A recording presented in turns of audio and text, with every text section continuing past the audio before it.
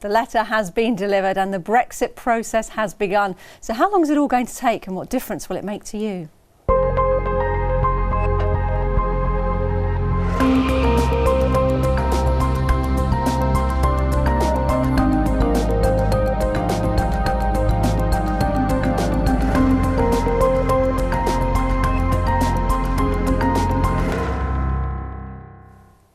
Good evening. 9 months after the UK voted to leave the European Union, the Prime Minister has formally begun the process by triggering Article 50. Britain is leaving the European Union. We are going to make our own decisions and our own laws.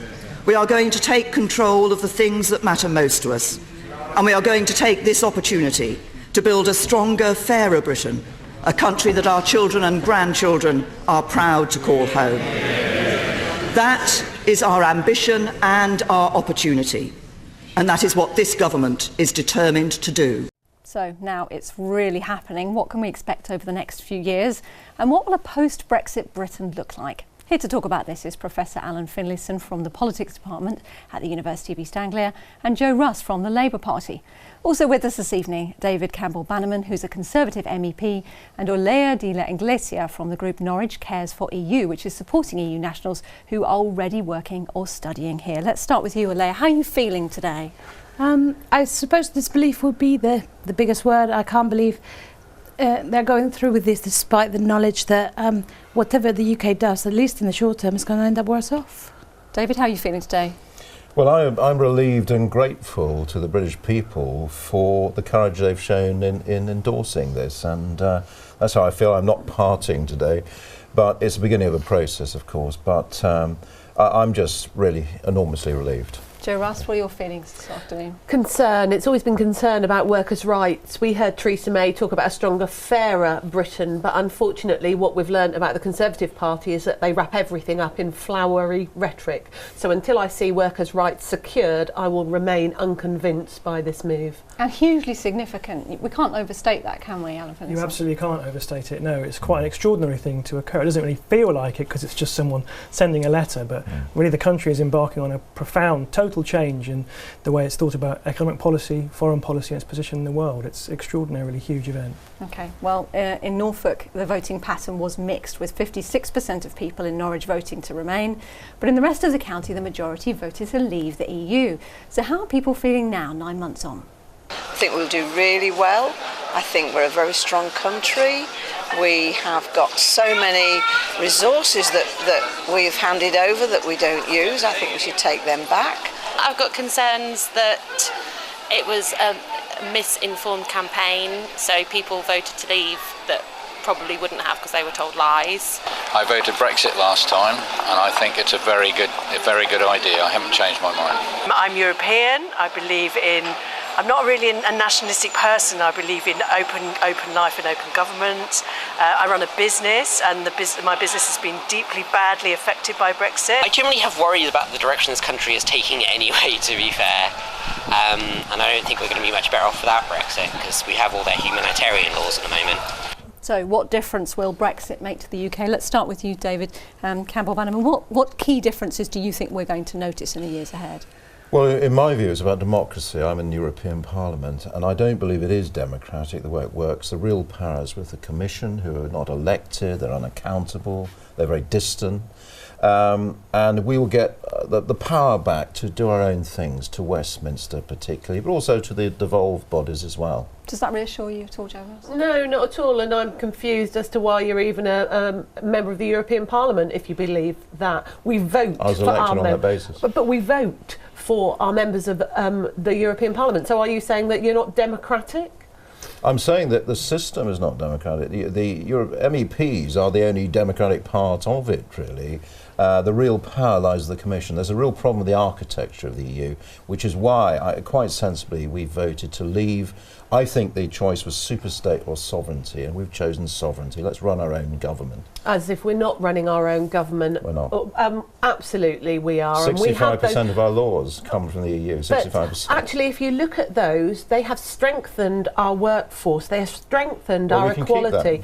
I have no confidence that that's going to happen. People say we had workers' rights, for example, before we entered the that's in European the Prime Union. Minister's But we speech. did not have Workers' strong rights. workers' rights. If we look at equal pay... Most came from before the EU. The as equal you'll pay know. did, but it had A to lot of go them to did. Europe Holidays did. because it wasn't strong enough. So I have no confidence that we're going to So retain you have to go strong to a foreign and just government laws. to run this country. Well, one of the issues Such as is a lack I of have faith no in running the confidence. country. Exactly, no confidence in a Conservative government when it comes to making work for a policies Labour that are government. right and just. Well, to be fair, I thought long and hard about it, and I wouldn't have voted to leave the European Union, even under a government run by, for example, Jeremy Corbyn. I wouldn't have done it. Let's pick up on the democratic point. Is the EU undemocratic? What do we understand about it? Is that a huge question? Well, in a sense, both of my colleagues here are correct. The Commission does exercise an awful lot of power and is not a democratically elected body and is not accountable to the Parliament in the way that our Parliament holds ministers to account. However, what David isn't quite talking about is the way in which the national governments in the EU do themselves exercise quite a lot of authority over what the Commission does. So it's a complex arrangement between the popularly elected part, the governments that we ourselves have elected, and the Commission itself. Olaya, what are you worried about most at the moment? Personally, I work for the NHS, and one of the things that I must say to begin with is I'm planning to leave next year, and I'm not by far the first person, not the last. Why that are will you make planning that to choice. leave next year? Because I feel like my sense of worth has been devalued. I am basically reduced to my ability to contribute in the labour market. Whatever I have done for the last 16 years might not count if I don't fulfil the criteria set up by the Home Office, which actually is quite strict and one of the reasons why we put the event in last weekend. I also feel that... So that was to support people like yourself in Norwich, was it? Yeah. Who are working here, who are EU citizens? Yeah, and some of which actually are not entitled to permanent residence as the law stands at the moment. The other thing that I'm really concerned about is as an NHS worker, I've already seen the NHS over the last 5 years being completely debased. If we leave the EU, we leave more of the workforce, the government has to put more energy into trying to deal with Brexit. We're going to be left with an NHS that's going to crumble further and further. And I have no interest in standing in front of my patients telling them, sorry, I would love to spend more time with you and help you, but I just don't have the time because there's not enough of us. David Campbell, Bannerman, respond to that. Well, I think, the first thing is, and we've already agreed this, Barnier, the commissioner, former commissioner, has already said this as well, the first priority will be to look after EU citizens in Britain, British citizens in the EU. There's about 3 million of EU citizens in Britain, 1 million Brits in the EU. That has to be sorted first, and they reckon the deal will be done by the end of this year. And I'm not someone that wants to get rid of EU citizens here, living here peacefully and contributing. And what about the concerns about the NHS? Well, I think we'll have more resources and more freedom. The Working Time Directive, I've spoken about the Working Time Directive. But if Olaya and her colleagues go home, then who's going to do the job? The Working Time Directive is there to safeguard our workers and our patients. You cannot have listen to the NHS staff listen to working the NHS. all the hours God sends, and we already have them what working happens overtime is and surgeons tired. that are asleep, who sleep overnight to have early operations, that's counted as working on your Working Time Directive. My Working Time It's a disaster Directive, for the it's NHS. a European, and it isn't a disaster. £2,000 a day locums. That's what your Working Time Directive does to the NHS. We're already paying locums because Chaos. we're not training enough staff. We're not training enough let's do staff. that. That's one, nothing to do with the Working Time we'll have more Directive. emphasis on Post-Brexit skills. is going to be too late because we will have valuable, important, vital staff like Olaya. So why are we turning away Indian doctors? We've just done a deal with Canada. We can have, yes, we are. We're not At the moment, there's over 20,000 nursing posts unfilled because the NHS is struggling massively with recruitment and retention. Just in the last 3 months, applications from EU nurses have dropped in the thousands. Yeah. Well, at the moment, once we end free movement, then we can have a sensible balanced policy. The one thing that people here don't realise, is that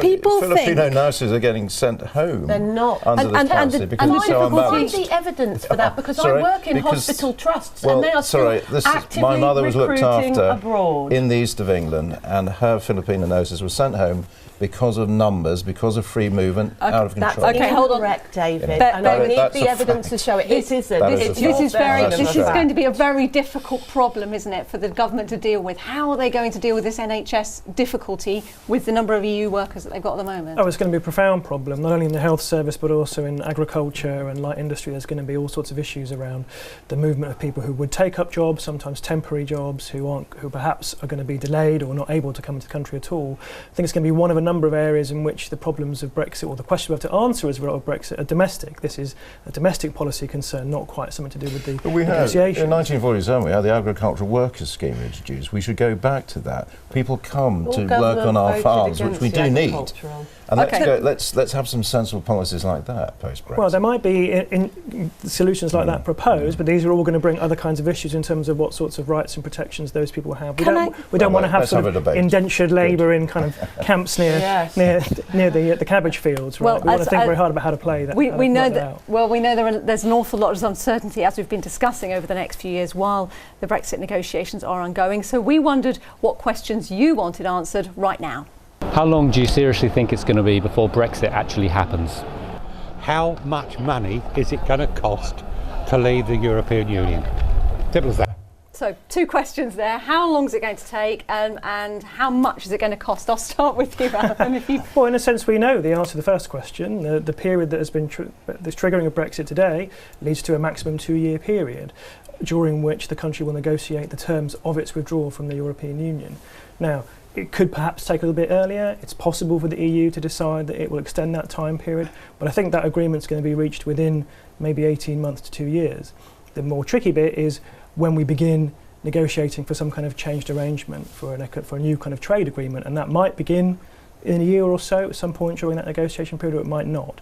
So we know at one level a very clear answer to that question. But about the money, he talked about how much we're going to have to pay. Will there be an exit fee? There absolutely will be an exit fee, yeah, because the country is committed to certain things in the EU and needs to honour its debts. Committed as a member, it's not committed. Why should we pay once we've left? You leave a golf course, you don't pay for the extension of the golf club. Well, the argument would be if you've signed a contract and committed to certain resources, you do have to honour those debts. What I suspect will happen is the EU is going to start with a position of something like 60 billion, and there'll be some kind of negotiation down with that in relation to these other kinds of issues about.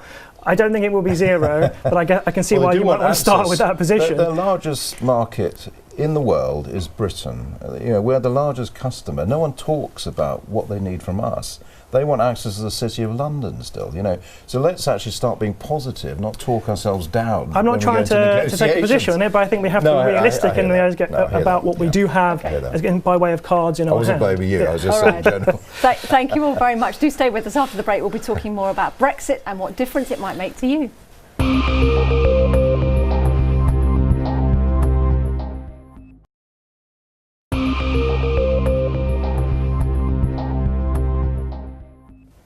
Welcome back. Tonight we're talking about Brexit on the day that Theresa May formally started the process for the UK to leave the EU.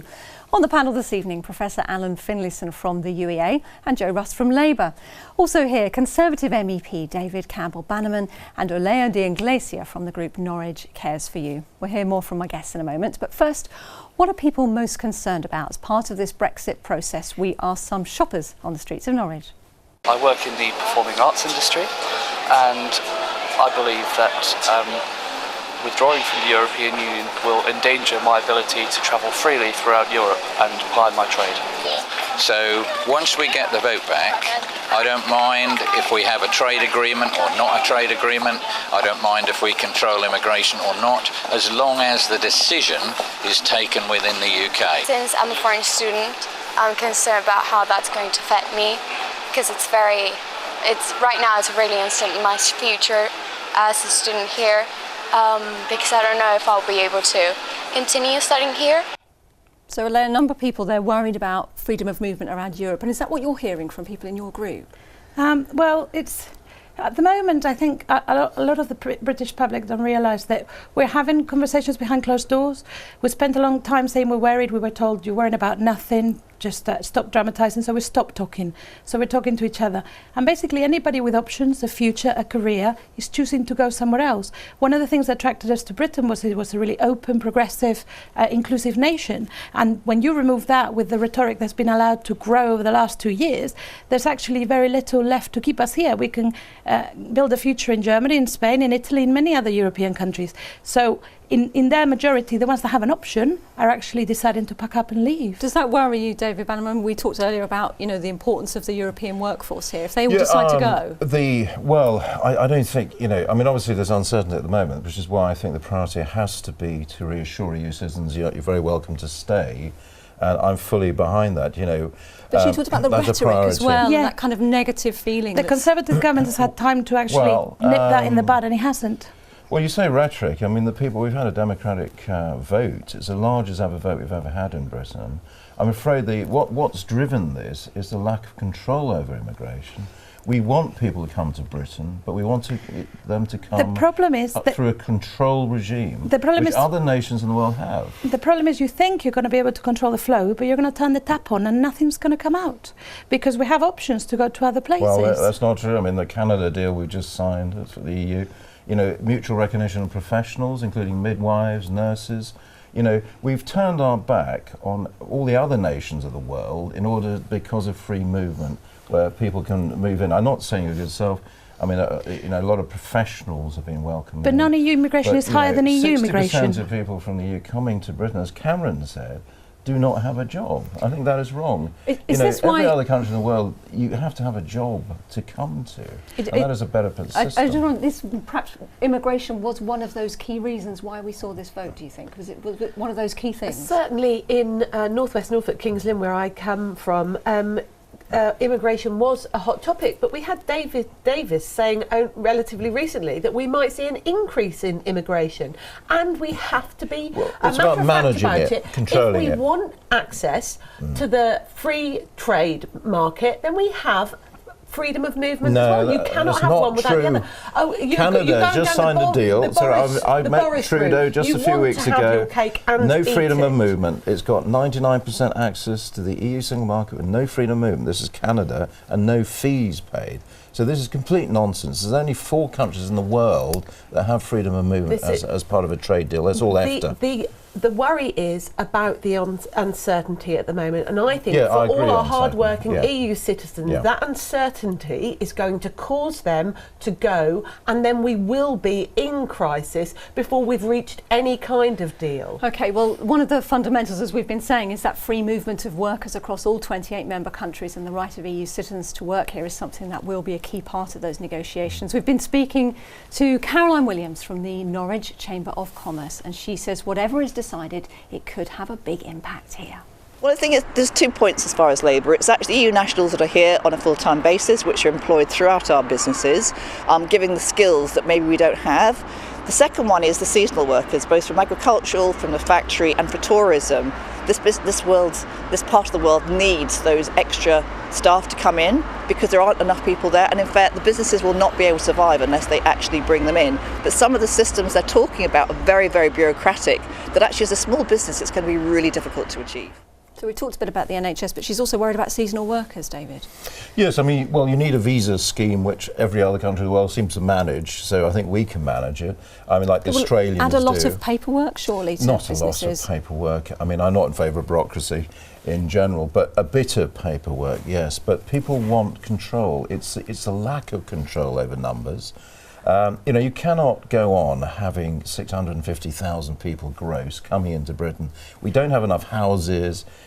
We don't have enough schools, hospitals. Because of a Conservative failure to invest in our Tony Blair, thank you very much. It was a Conservative government that quietly withdrew the Migration Impact Fund. It was contributing. It's actually a levy on EU citizens coming over here. No, and you it was withdrew Tony it. Blair who wanted to change Eric the Pickles electorate. took away the Migration Impact Fund. Fact. And our population did not rise before 2004. It was fairly static for 15 years. It's gone up 6 million thanks to Labour. So you have a shameful record. You've been in power since 2010. Why are you blaming Labour? Tony Blair is a wonderful advocate of the EU, isn't he? This immigration issue is going to be really difficult for the government to square, isn't it? They're going to have to figure out how they deal with free movement of people.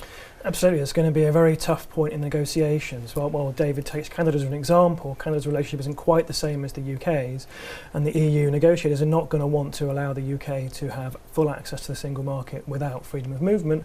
But Theresa May has clearly staked a lot of her political capital on not allowing free movement. So that's going to be quite a complicated issue, both for the negotiations, but also for the government in this country to try and perhaps change the expectations of people in the country about what can actually be achieved. She's taken a very hard position, which has perhaps done her good in the polls at the moment, but also gives her not a lot of room for manoeuvre when she wants to climb down a bit. Does she have much leverage at all? I mean, she's handed the letter over, we're leaving, end of.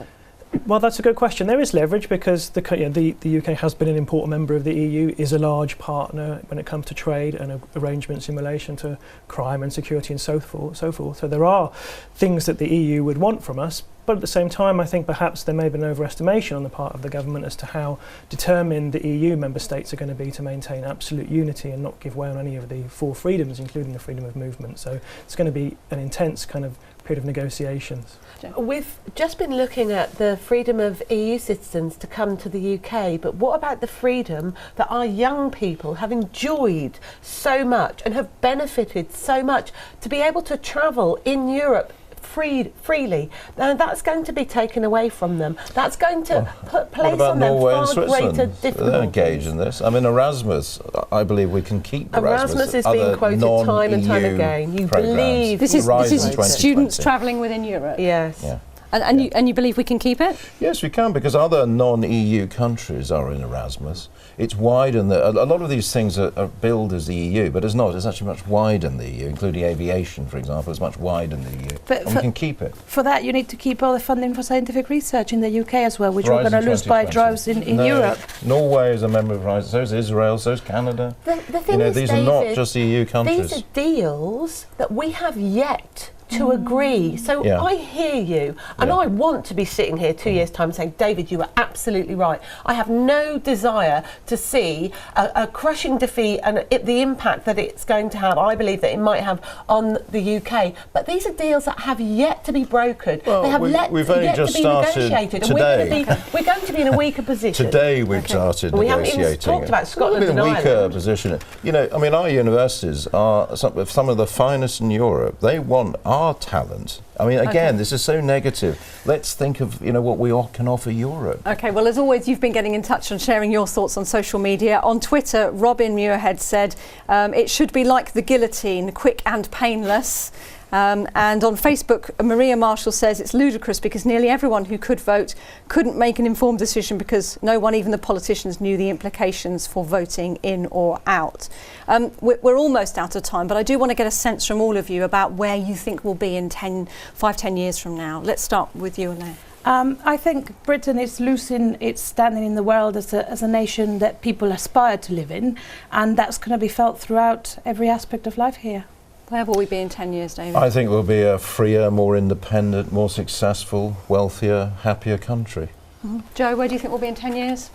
Freer, but we're pulling up the drawbridge. That's my concern, and I have a genuine and lasting concern for workers' rights. And there is no workforce strategy. This government are removing us from the European Union without any workforce strategy whatsoever. Yeah, it's in the 12 points. What can we reasonably say about what we think where we might be in 10 years from now? Well, one thing we haven't talked about, we had brief mentions of Scotland, Northern Ireland. I would say I never thought I would see the breakup of the British Union in my lifetime, but now I think I will. Maybe not in 10 years, but 20 years I think it will be stronger England than ever. And Wales on their own. I love your optimism. Okay, all right. I know Scotland well, I know Northern Ireland well, Wales. All right, we'll have to see. Thank you all very much, but that is all we've got time for this evening. Not the last we've heard on this topic, I'm sure. If you want to get in touch with your comments, you can search for Mustard TV on Facebook and on YouTube, and we're also on Twitter at Mustard This Week. Good night.